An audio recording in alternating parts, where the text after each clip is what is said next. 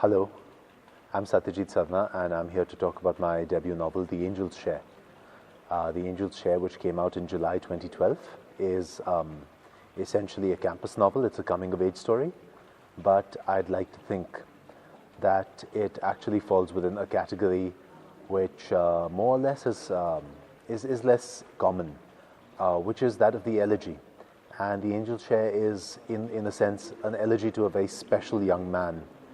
And that's where I got my inspiration from.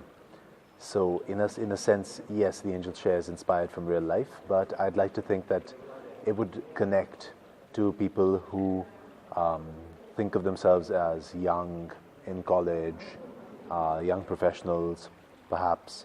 It also seeks to get at deeper questions of why are you doing what you're doing and where do you want to go with your life. But that, of course, is, I suppose, the entire subject of philosophy and literature, so I can't really claim anything special there. Apart from which, I believe I've been working on some other stuff, some short work, some science fiction, all of which I hope will see the market soon, and that would be gratifying. But I also really enjoy feedback, so if anyone has something to tell me, I'm on Facebook, I'm on the internet, on my website, and I'd really like some feedback if there's any. Well, yes. In a sense, a friend of mine who passed away many years ago, and in a sense, it's a book about what do you do with the question of death, which is really the big human question. You know, because you're here for a long time on this earth, and you have your choices to do X, Y, and Z, but you also know that you have a definite cutoff, that there's a limit, you know, and what lies beyond that limit, I don't know, certainly. And the question I try to get at, the deeper question, the general question is, what do you do with your life when you know that you're faced with that ultimate question mark at the end? And that's what I like to think The Angel's Share is about. Would you like to explain the title a little more? Yes. Okay. The Angel's Share actually takes its name from a term in whiskey distilling, I believe. And the idea being this, that when they started distilling whiskey, you boil the mash, you heat it, the fumes rise, the fumes go into something, they settle, that's where you get your very strong spirit. Now what happens is you age it after that to give it flavor. So you age it in, for example, commonly whiskeys are aged in sherry casks, and you age it in wood. And what happens is a very interesting process by which you lose a very large quantity of whiskey. And it's inexplicable because your barrels aren't leaking. They aren't really absorbing liquor because, I mean, they're dry old wood. And what happens is you lose about 10%.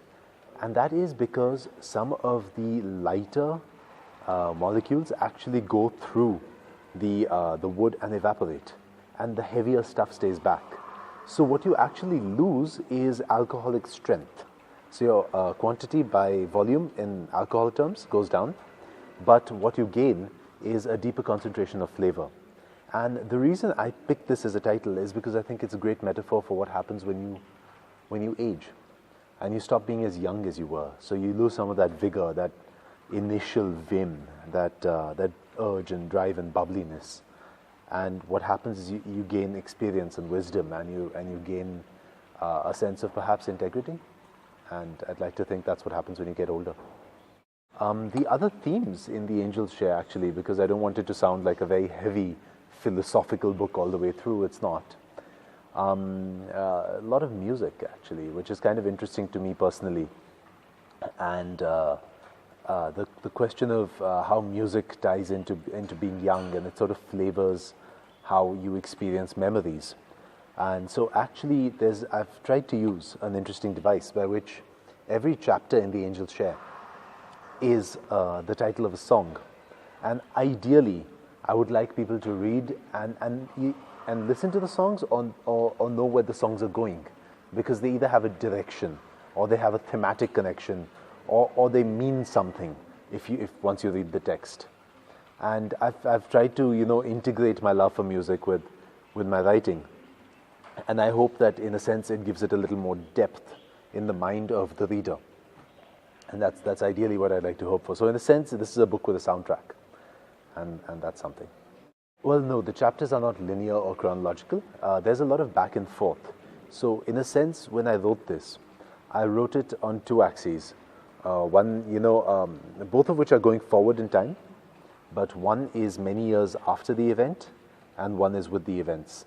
So, what happens is usually the book is structured in such a way that you go from the past to the present and the past to the present again and again.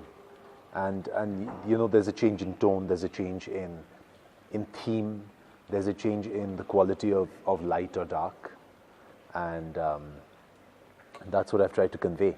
Yes, you get the same cast of characters in the present and in the past as they were. And what I want to invite the reader to experience is the change in the same people that time can bring. And it's just across a few years, but roughly that's what I was going for. Yes, in a sense, some of the music gets darker as you go on, as the themes get darker. The book tends to get a little heavier, and I suppose the music changes as you go on.